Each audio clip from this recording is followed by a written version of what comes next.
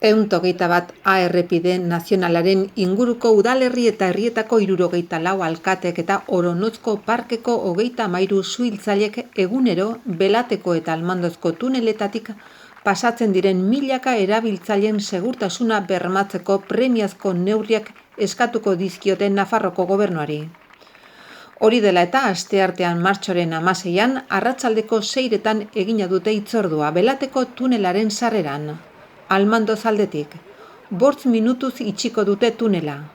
Ekimen honen antolatzaileak adierazi dutenez, ulertezina iruditzen zaie egungo gobernuaren jarrera.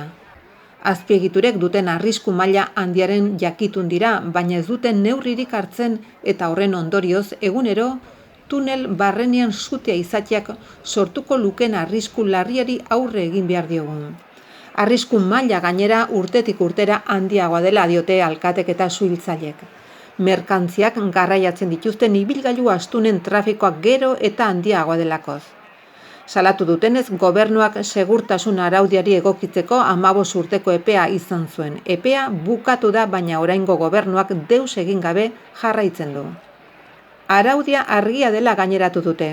Kontua ez da Europak jar ditzaken isun ekonomikoak bere gain hartzea. Isunetik harago, tunelak behin betiko egokitzeko neurriak hartu behar dira, epe laburrean erabiltzaileen segurtasuna ziurtatzeko.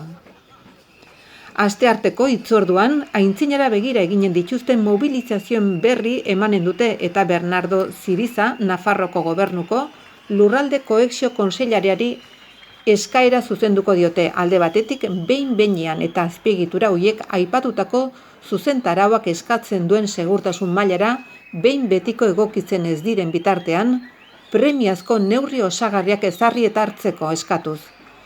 Eta bestetik, tunelen segurtasuna areagotzeko hartuko diren edo indartuko diren neurri alternatiboak horien frogak barne arriskuen analisi baten bidez jakinarazteko.